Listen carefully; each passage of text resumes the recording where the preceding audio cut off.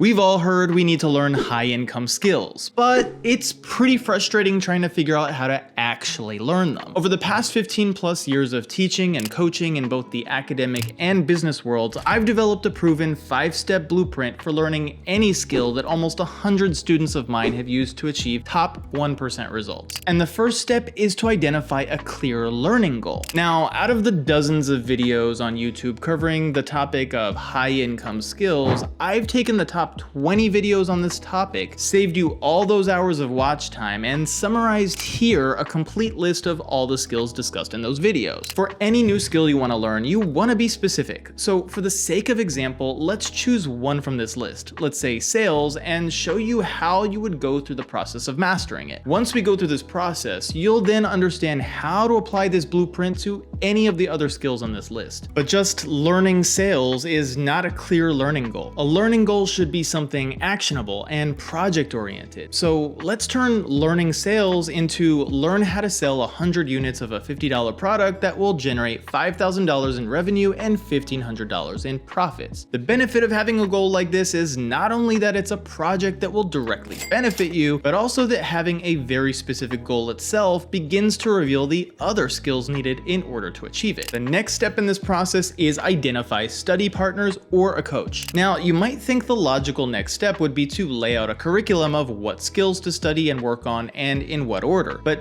key question, how would you know? You're just a newbie, right? Following step 2 here in this process allows you to save lots of time by having active feedback on what the right next step should be. But I know what you're thinking. I can't afford to hire a coach. If you can, then definitely find a good one that will both teach you the steps and hold you accountable. If you don't have the money though, no worries. What we'll need to do is find 2 to 3 other people to form a study group or training group with who are either newbies just like you or who have even just a bit more experience. Even though you're all just starting out, as we go along, I'll show you the exact framework to use to make this training group maximally productive, so be sure to stick around. One of the most important aspects of making this successful is to commit to a weekly meeting schedule. Whether I was working in direct sales with my sales team or with my business partner running an NYC-based test prep agency, we would make it a point to meet on a specific weekly and sometimes even daily schedule to check in on key tasks and also skills that needed to be mastered. Scheduling this time in your calendar and committing to consistency is one of the keys to becoming a top performer. Step 3 in this process is to identify the curriculum steps. Now, let's just say you have no idea what skills you need to learn in order to achieve your stated goal of selling 100 units of a $50 product that will generate $5,000 in revenue and $1,500 in profits. In your first session together, that's where you're each going to have done some research ahead of time, brought it to the training group, and all have come up with some key skills to plug into your curriculum. Of course, you may all have slightly different learning goals in the first place, but chances are you'll be able to come up with a list together of which skills are most urgent and important to learn, and then list all those out together in order of priority. For example, skill 1 might be product research, since you'll want to develop an understanding of all the databases, resources, and apps available to correctly analyze what types of products are trending or in demand. Skill 2 might be learning how to market a minimally viable product you find from your product research, which will require other sub-skills, such as learning how to create landing pages and online sales funnels. Skill 3 might be learning how to write effective sales copy for your online funnels. Step 4 in this whole process is to assess and adjust. Part A in this step will be to take a practice assessment. Now, in the academic world, you take a test on paper, get a certain score, and that's how you assess your level of performance. But that obviously doesn't work in business. So how we're going to do step 4 is to take a skill we've put onto our curriculum in our training group and commit to applying that skill in some way. So let's take our skill 1 we came up with, product research. For this step, each of us in our training group might say, okay, this week we'll each find product research databases and come back next week to explain how to use it to find the best products to sell that fit the margin stated in our original learning goal. So at that point, we can assume each of us will will find resources such as Google Trends, apps such as de-essers, or services such as Helium 10, actively use them by investing a small amount of money to try them out, or even to try to use them to sell something, and then in that same week, follow the steps in point B on this list. Number 1, identify some reasons this wasn't the best approach, or if it worked well, why? Number 2, list out possible steps I can take next time to avoid this. And number 3, schedule time to review the mistake as well as the new steps. You see, when we learn a new high-income skill, most of us just Google something or ask ChatGPT, invest money in something, make a mistake, and lose that money, and then conclude that it doesn't work. But that's not a very scientific approach to learning skills. Just think for a moment why AI systems are so incredibly efficient at learning. Like, AI can be trained to literally go from being bad at, say, chess to being able to beat any top human chess player. And it's because they're constantly in what's called a feedback loop, which is a process of constant feedback and adjustment. These 3 steps avoid the mindsets and approaches I mentioned by creating such a feedback loop that results in constant incremental improvement. But you can't achieve this efficiently by yourself. That's where part C here comes in. Consult your study group. In your next weekly session, here's what you're gonna do. First, bring your findings on why your approach didn't work, or if it did, why it did. Then teach them why you believe you made the mistake and teach them the new steps. This method, teaching what you're learning, has been proven through decades of research to be one of the single most effective ways to improve our understanding of a process. Finally, to literally triple your efficiency, ask all participants in your training group to do the same thing. That way, not only are you learning by teaching, which itself is a proven learning and retention method, but you're also saving loads of time by learning the findings that your training group participants learned by taking action on the curriculum step for that week. Finally, step 5 in this process is to reassess. Recall in step 3 that we identified some curriculum steps. Well, just like everything in life, skill development is dynamic and not static. Ask yourself, is the structure we developed in step 3 still relevant or helpful? It might not be. Recall that the first item in our curriculum was learning product research. Well, it's very possible we haven't learned everything we need to know about this topic in just 1 week. It might turn out that we need 4 or 5 more weeks just to work on this one skill. Or alternatively, we might realize we only needed 1 or 2 weeks to learn this skill, and that by learning it, it taught us some of what we would have covered in learning skill 2 on this list, learning how to market a minimally viable product. And so we might now have to go and change skill 2 on this list to simply learning how to build a funnel. The point is, in order to make these training sessions productive, we have to focus on running through these specific steps together every week and adjusting together as needed. Otherwise, these sessions, as I myself have witnessed time and time again in my own businesses, can devolve into an unstructured mess of people complaining to each other about their problems or about how hard it is. That is wasted time we can never get back. Finally, part B here is about asking what each person in the group should tackle next this coming week in terms of a new learning goal. We should all discuss together, based on the new insights we've learned from what we've taught each other, what actions we will take to learn, test, assess, and teach back for the following session. It's very possible for training sessions like this to become discouraging to participants in the way we all communicate with each other, whether intentionally or not. And one goal of these sessions should be a form of weekly accountability and motivation to power through the coming week. So I suggest doing something I've always done in sales trainings, and it's been extremely successful in maintaining a positive and empowering environment. And that is in how we give each other feedback. When each person teaches us what they learned each week, we should avoid telling them that their idea is wrong or stupid. Instead, try using this standardized formula of giving feedback. 1, tell them what they did well or one point that was insightful, and 2, tell them what they can improve or one point that needs adjustment. Keeping feedback to 1 point each also saves time, encourages participants to be efficient with their feedback, and ensures no one person hogs the entire conversation. This is a comprehensive guide, which you can also find a version of free for download in the pinned comment below. I suggest keeping this guide next to you or pinned on a wall somewhere for each session so you can use it almost as a checklist to move through the session efficiently, respect everyone's time, and actually make progress on learning those skills you need to achieve financial freedom, time freedom, and location freedom. If you want to keep leveling up your learning and critical thinking, then be sure to watch this next video.